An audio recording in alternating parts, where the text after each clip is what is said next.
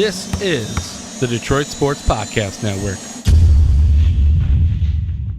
Standing here with Felder, back here at Callahan Hall. How you feeling about being back here, Oakland versus Detroit Mercy? Oh man, it's rivalry week, but it's not really a rivalry because we win most of the time, but I'm here to see a great show, and so far that's what I've been getting. So far so good, man. Oakland dominating Detroit in the first half. Man, first half was pretty good, but there's 20 minutes left, anything can happen. Best of luck rest of the way. Thank you, sir. Questions for Coach Kampe? Did you see a little bit more fire in your team tonight? I don't think we weren't ready to play last time. I think rivalry games are, you saw the Michigan State thing the other day. You never know what's going to happen. The first game at our place, they came in and, we led the whole way, and late in the game, our guys, were scared and nervous that they could lose. They were a 20-point favorite. They were 14-3. Detroit came into our place too and whatever, and we had told them, you got to understand, Detroit's got pretty good talent, and the reason they're 2-14 is they get in foul trouble and whatever the reasons were at that time. And we explained to them they were a good team and it was a rivalry game. And I don't think we didn't have fire, and I don't think we didn't play. I just think, Isaiah got hurt and we were afraid to win or afraid to lose or whatever that statement is, and we did. And we have not been that good since. And it was great to see the first half tonight because that's the team we were. When we were 14-3 and ranked and all that kind of stuff, that's the team we were. And since the Detroit game, we haven't been that team, and we've kind of lost our swagger. And I thought we got it back tonight, and I think this was a great place to come. I got a lot of Detroit kids. Sharon had a lot of great wins in Callahan Hall at Pershing High School, and, we've won here, three out of the 4 times we've played now since we've been in the Horizon League. So the place has been good to us and these players, and they came in and they played. I thought we were really, really good for 36 minutes. I thought the last 4 minutes we weren't very good. How did you feel about Daniels and Neely, their combination tonight, running your offense? I thought they did a good job. I thought Sharon did a good job also. Now we ended up with 11 turnovers, but we had 3 in the first half. And I thought the first half we came in, we were prepped for all the stuff that, hurt us the first time. I thought we really handled the press well in the first half. We handled, they had no steals at halftime. And that's something they did to us at our place. We were careless with the ball and nervous and that. And I thought we played with poise and confidence until the last 4 minutes, and then we played really stupid. Coach, what did it mean to have Kay here for the game tonight? I didn't know he was here, so for me, I don't know. Maybe I know he was at shoot-around today, so I guess for the players, but he was at the Youngstown game. I mean, he's still a part of us. He's still, our players are in constant contact with him. He was a special player for us, and I'm sure that whenever he comes back, they want to show him something. So I'm sure it meant a lot. Last 4 minutes, you said they played a little bit silly, a little bit stupid. What would you like to see them improve upon late in games? Well, we got to understand down and distance, right? We get a break, we get the ball back after the shot clock non-violation, and we got 29 seconds on the shot clock. And Sharon had come off some inbounds plays wide open and not taking shots. And I had said to him, why am I running these plays to you if you're not going to shoot the ball? And again, it's that lack of confidence in himself, which that's never been a problem. So I guess he was going to prove to me, that, yeah, I will take it off the out-of-bounds play, but not with 2.5 minutes to go in a 10 or 12 point, and I think they went down and made a 3 at the other end. So, our understanding of down and distance and our intelligence factor bothers me, and probably bothers me too much. Maybe I even affect them late because I'm so upset with those plays. But I'd like to always believe we're a very intelligent team. I have a team GPA of 3 point. I have scholar athletes. I believe that we should be smarter on the court than we are. And those things bother me, and maybe they shouldn't. So, and the other thing late in the games is we dribble the ball against. You don't dribble against teams that are small and quick and live by the press. You don't dribble the ball against them. You catch, you square up, and you pass it, and then you make them chase you. And we were dribbling the ball. Sharon tried to go score, with 15 seconds on the shot clock. And then they went down, made another 3, cut it to 8. So, just those plays bothered me. But they shouldn't, because we played a great basketball game. Coach, how tough is it to guard Jaleel Hogan, the guy that has about 50 pounds on everybody else that you're throwing at him? He's a really good player. I mean, he's one of the better players in the league. He's probably He's probably the second best post player in the league because I believe Jalen Hayes is the best post player in the league. But I'd love to have them both. I mean, who wouldn't? He's an all-league player. And we mixed up what we did on him tonight. I got criticized heavily the first time for not doubling him. And the reason we didn't double him is we led the whole way and we held him to 3 for 20 from the 3, and that's what we wanted to take away in that particular game. And, so we didn't double him. Tonight we mixed it. We doubled him. We didn't double him. We doubled him. We didn't double him. We just mixed it up. He still had 20-some points, though, because you know what? He's a hell of a player. And you're not going to shut anybody out. I thought our defense was great until the last 4 or 5 minutes. I think they scored in 15 points in the last 3 or 4 minutes of the game, and they ended up with 80 that hadn't been in the 60s. How important is the next stretch of games at home? We got to figure it out at home. Scott can verify this, but I think in league play over the last 2 years, we're 7-7 maybe at home, and I think we're 14-2 on the road. This team this year is 8-2 on the road now. You talk about toughness. We're 8-2 on the road. I will say this: 3 years ago, we went undefeated at home. So who knows what causes that? But we got Valpo coming in. We've got a chance to win the league still. They've still got to go to our place. They got to come here. They got to go to Northern Kentucky.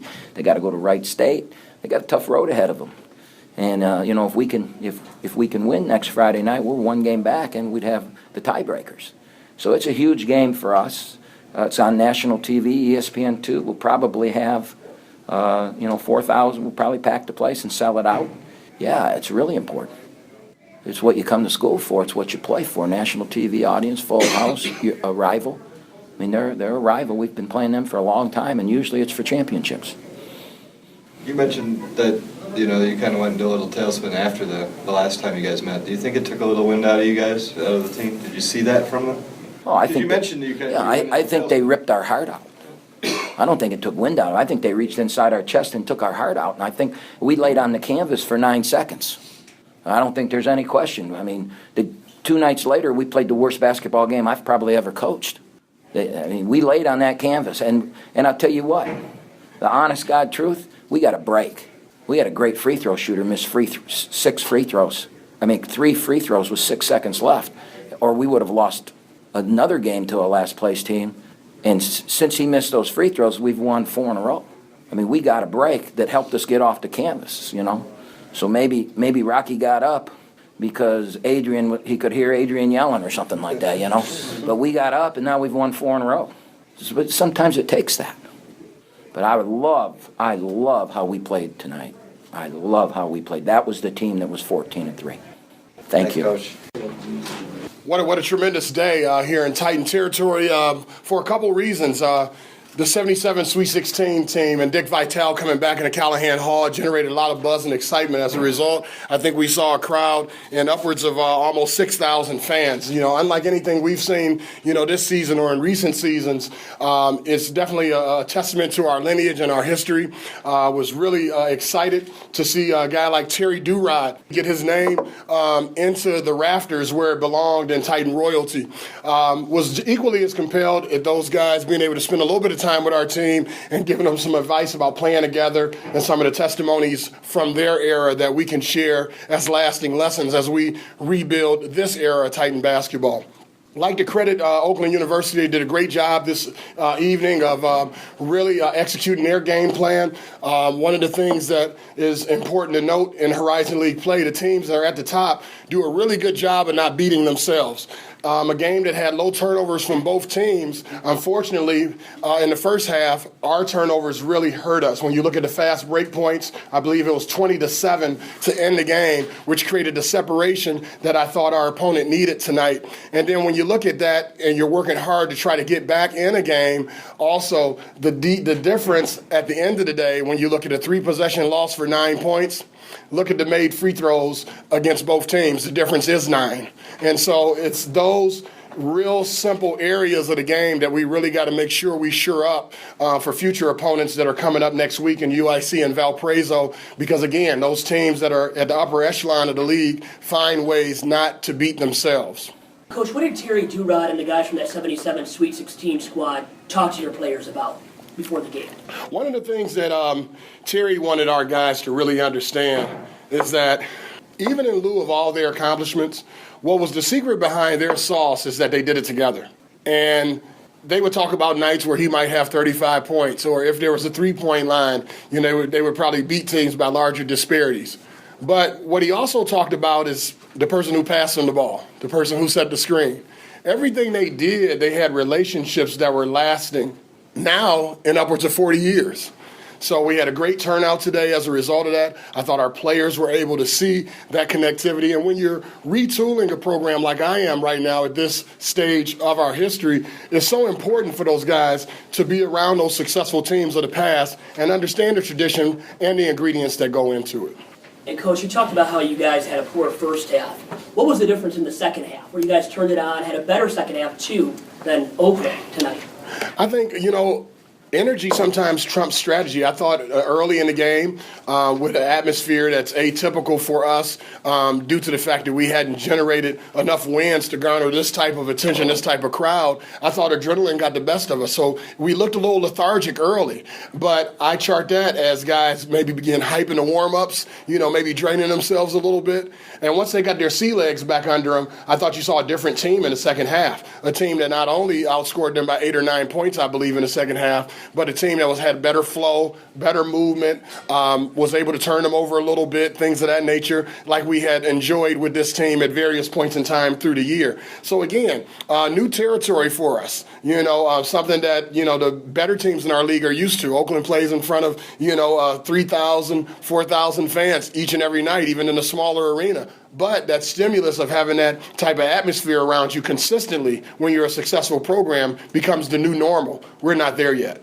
Is that good for your guys to experience this type of atmosphere at home, kind of give them some type of vision as to, what Callahan Hall can look and feel like, to have a big crowd on hand? I think you hit the nail on the head, and it's been a number of years since I've been here in any capacity, even as an assistant. It was a 10-year lapse before I returned as the head coach, and I recall, seeing crowds like this cutting down the nets in 1999 for the only outright conference championship in our school's history against Cleveland State. And so for our kids to be able to experience this type of atmosphere with those many fans, I think is not only good for our players to have something to shoot for, but I thought it was really exciting for our recruits. We win +5 at their place. They win +8 at our place. I think the Metro Series is here to stay. I think it's a great, rivalry for this area.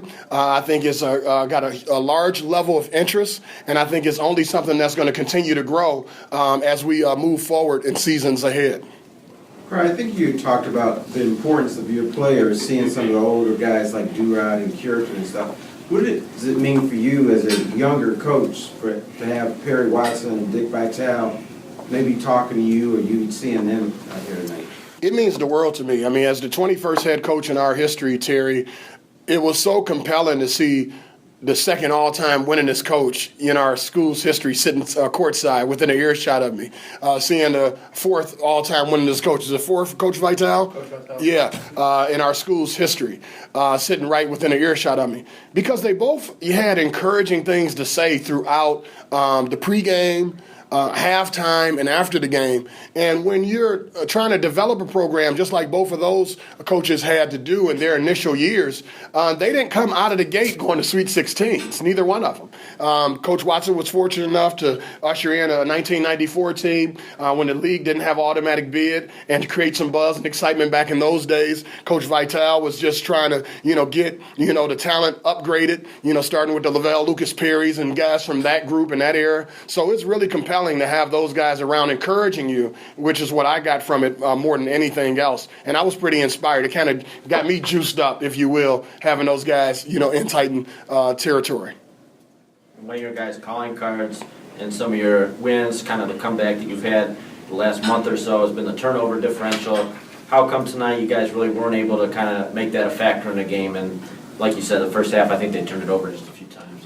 Exactly. Well, credit Oakland for starters. I thought Greg Kampe and his staff did a marvelous job this go-around of having not only great spacing, but great patience within the traps. Now, we didn't show a lot of that in the first half, if you noticed, okay? And a lot of that is by design based on the fact that you don't want to give a person long stretches and halftime to make adjustments. As a result, you saw that defense a little bit more in the second half, and that's where the turnovers occurred. But even in those instances, I thought they did a better job of not only moving the ball in game one. I thought they moved the ball and tried to attack initially off that first pass. Tonight, I thought they moved the ball twice and then attacked, creating long rotations for us, which led to layups, easy scores, and maybe rhythm shots. And so you got to give them a lot of credit for their ability to execute the game plan based on some of the miscues that they had versus that defense in game one.